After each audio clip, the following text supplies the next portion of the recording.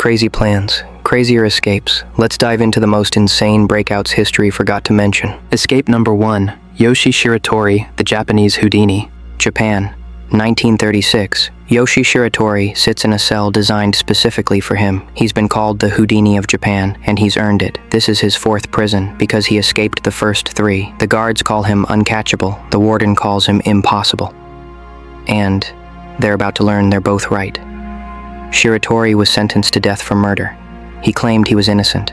No one believed him.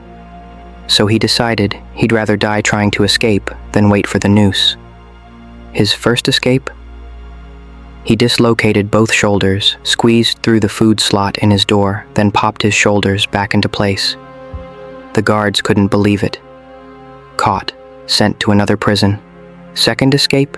He used miso soup, not to eat, to corrode the metal hinges on his cell door. Every night, for months, he'd pour soup on the hinges, patiently, waiting. When they finally rusted through, he kicked the door clean off and walked out. Caught again. New prison. Maximum security. They sent him to Abashiri prison in Hokkaido, the coldest, most remote prison in Japan. Here, winters dropped to -20 degrees. Guards thought the cold alone would keep him in place. They were wrong. Shiratori noticed something. The ceiling of his cell was made of loose floorboards from the level above. Old wood, frozen, brittle. Every night, when the guards weren't watching, he'd exhale warm breath on the bolts, holding the boards. His body heat, trapped in his breath, would slightly thaw the frozen metal. It took months, but slowly the bolts loosened.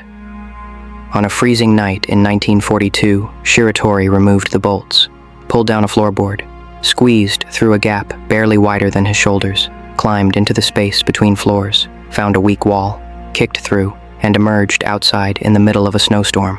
He ran through sub-zero wilderness with no coat, no food, no plan, just survival instinct. He lived in the mountains for weeks, stealing food from farms, sleeping in caves. Eventually, he was caught, but by then, the real murderer had confessed.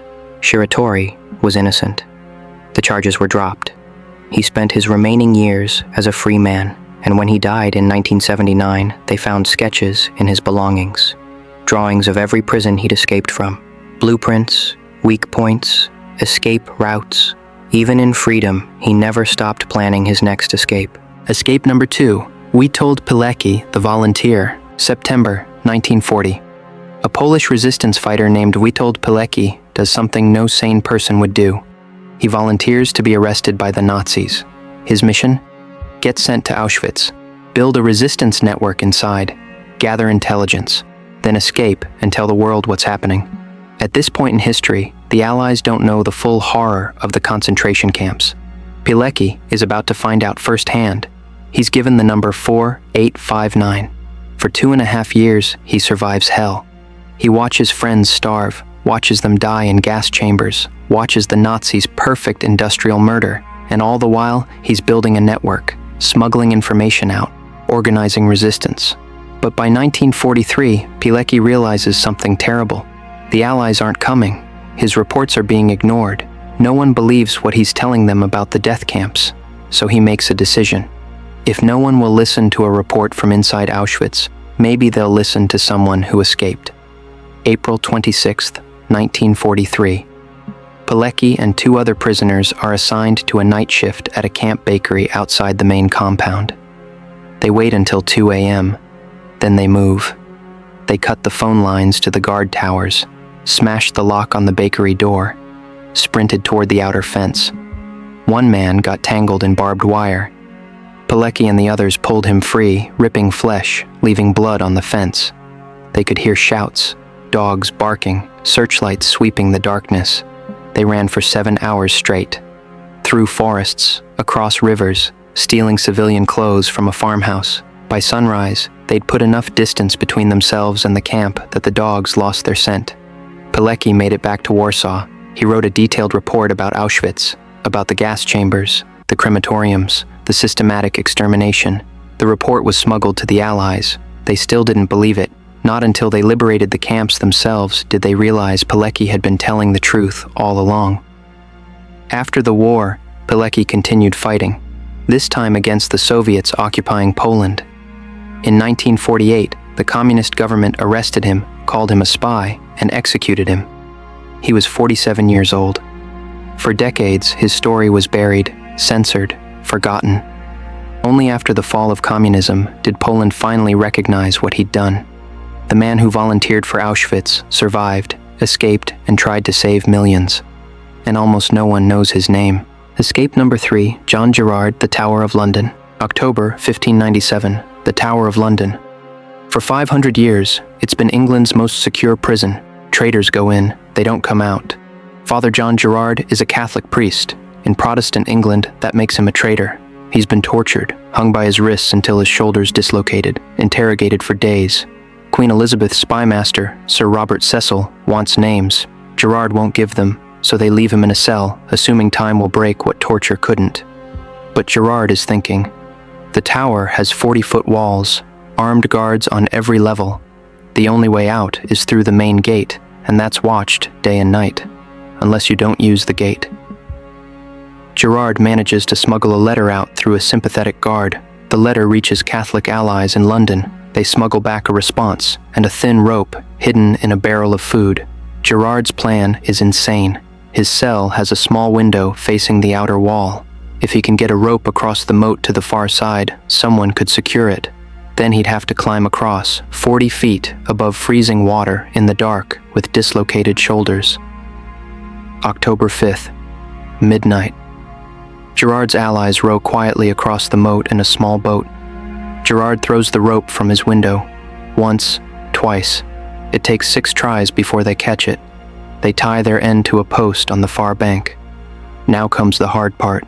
Gerard wraps his hands around the rope. His shoulders are still healing. Every movement is agony. He swings his legs up, hooks them over the rope, and starts pulling himself across, hand over hand, foot over foot. Below him, 40 feet of darkness. If he falls, he'll either drown or break every bone in his body. Halfway across, he hears voices, guards making their rounds. He freezes, hanging in midair, barely breathing. The torchlight sweeps close, then moves on. Gerard keeps moving. His hands are shredded, his arms are shaking, but he keeps moving. His allies pull him onto the far bank. They throw the rope into the moat, cutting the evidence. Then they disappear into the London streets. By morning, the guards find Gerard's cell empty, the window open, the rope gone. The Tower of London, unconquerable for 500 years, has been beaten by a Catholic priest with dislocated shoulders and a piece of rope. Gerard escaped to Europe, lived another 40 years, and wrote a detailed account of his torture and escape. It's still one of the most detailed descriptions we have of Elizabethan prison conditions, and to this day, his escape from the tower remains one of the most daring in British history. Escape number 4, Dieter Dengler, The Jungle. February 1st, 1966. Lieutenant Dieter Dengler's plane is hit by anti-aircraft fire over Laos. He ejects, parachutes into jungle. Within hours, he's captured by Pathet Lao guerrillas. They take him to a prison camp deep in the jungle. Bamboo cages, starvation rations, prisoners chained at the ankles. Dengler weighs 157 pounds when he's captured. Within months, he's down to 98. The guards tell him he'll never leave, that the jungle will kill him if he tries. They're not wrong. The jungle around the camp is filled with venomous snakes, leeches, malaria-carrying mosquitoes, and even if you survive that, there are North Vietnamese patrols everywhere. But Dengler doesn't care. From day one, he starts planning escape. He convinces other prisoners to join him.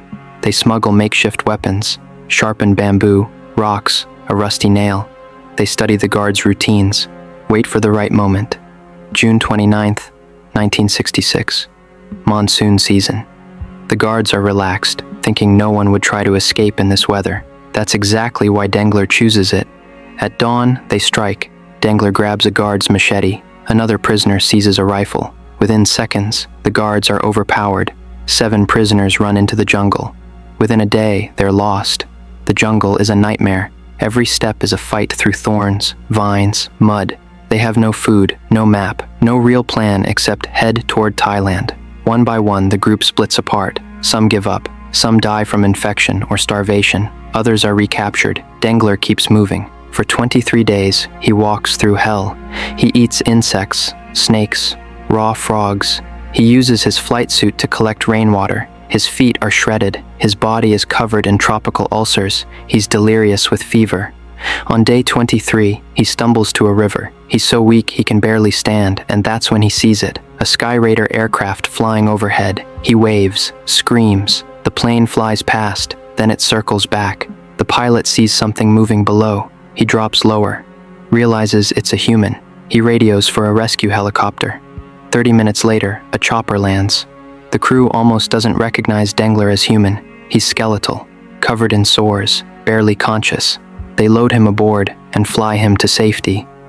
Dengler weighed 98 pounds when they found him. He'd lost a third of his body weight, but he survived. Of the 7 prisoners who escaped, he was the only one who made it out alive. He was awarded the Navy Cross, the Distinguished Flying Cross, and the Purple Heart. He spent the rest of his life as a test pilot, never talking much about what happened in that jungle. When asked years later why he kept going when others gave up, he said, "I had promised myself that if I ever got out, I'd never waste a day of my life. Every morning after that was a gift." He died in 2001, free. Escape number 5. Billy Hayes, Midnight Express. October 6th, 1970. Billy Hayes, a 23-year-old American college student, is about to board a flight home from Istanbul. He's also carrying 2 kilos of hashish taped to his body. He almost makes it. He's through passport control, through customs. He's 50 feet from the plane when a hand grabs his shoulder. Turkish police. They search him, find the drugs, and Billy Hayes' life is over. He's sentenced to 4 years in Samulçlar prison, a Turkish hellhole where guards beat prisoners for entertainment and corruption is the only currency. Hayes figures he can survive 4 years, then Turkey changes the law. His sentence is extended to 30 years. Samulçlar isn't just brutal, it's medieval. Hayes is beaten regularly. He watches other prisoners die from infection, starvation, violence. The guards tell him he'll rot here, that America has forgotten him. So Hayes decides if he's going to die, it won't be in this cell. He spends months planning, mapping the prison, learning Turkish, bribing guards for information. He learns that the prison sits on an island. Escape means getting off the island without drowning or being shot. October 2nd, 1975. A massive storm hits Istanbul. Lightning, thunder, visibility near zero. The guards retreat inside, not wanting to patrol in the rain. Hayes moves. He climbs a drainage pipe to the prison roof. Uses a makeshift rope to lower himself down the outer wall. Drops into the courtyard. Sprints to the perimeter fence. Climbs it. Cuts his hands to shreds on the barbed wire. Drops to the other side. He runs through Istanbul's streets, soaking wet, blood dripping from his hands. He makes it to the train station, buys a ticket to the Greek border using money he'd hidden in his shoe. For 18 hours, he rides that train, convinced every person who looks at him is about to turn him in. At the Greek border, he walks through customs, heart pounding, waiting for someone to recognize him. No one does. He crosses into Greece, and just like that, he's free. Hayes made it back to America. In 1978, he wrote a book about his experience called Midnight Express. It became a movie that won multiple Oscars. Turkey was furious. They claimed Hayes exaggerated the brutality, that the movie made them look like barbarians. In 2007, Hayes returned to Turkey for the first time since his escape. He apologized for the movie's portrayal, said he'd been angry, traumatized, and the film went too far. But he never apologized for escaping, because in that moment, on that stormy night in 1975, Billy Hayes made a choice: die in a cell or risk everything for freedom. He chose freedom. Escape number 6. Pascal Payet, the helicopter escapes.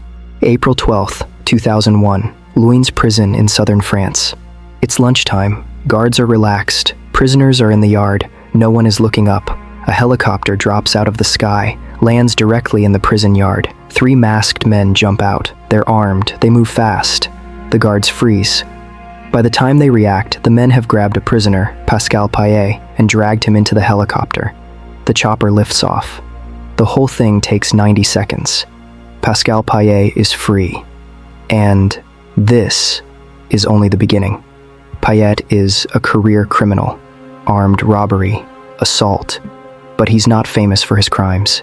He's famous for his escapes. That helicopter in 2001, that's escape number 1. He's recaptured a year later. The French authorities think they've learned their lesson. They put him in a maximum security facility with anti-aircraft defenses. It doesn't help. July 14th, 2003, Bastille Day. While France is celebrating, another helicopter, hijacked by Payet's accomplices, lands on the roof of his prison. They use explosives to blow open the roof door, grab Payet, gone in 2 minutes. The French government is humiliated. How does someone escape by helicopter twice? They recapture Payet again in 2007. This time, they're ready. No more helicopter escapes. April 14th, 2007. A helicopter, hijacked at gunpoint, descends on Grasse Prison. 4 masked men rappel down. They use cutting torches to get through security bars. They grab Payet and 2 other prisoners. Gone. 3 helicopter escapes. 3 times French authorities said it was impossible. 3 times Payet proved them wrong. He was caught 3 months later in Spain. This time, they weren't taking chances. He's been in isolation ever since, in a prison with reinforced roofs, anti-aircraft guns, and no helicopters allowed within 3 miles. As of now, Pascal Payet is still in prison, but somewhere, in the back of the minds of French corrections officers, there's a question that keeps them up at night. What if he tries for number 4? And, that's it. 6 escapes so unbelievable, they honestly sound like side quests from a video game. I definitely rage quit, but they were real. Real people, real stakes, real, oh God, please let this work moments. If you made it this far, congrats, you just escaped. So, if you want to help me escape its prison permanently, you can like the video, or subscribe, or, send me a helicopter. Preferably not stolen. Thanks for watching. Stay curious. Stay safe.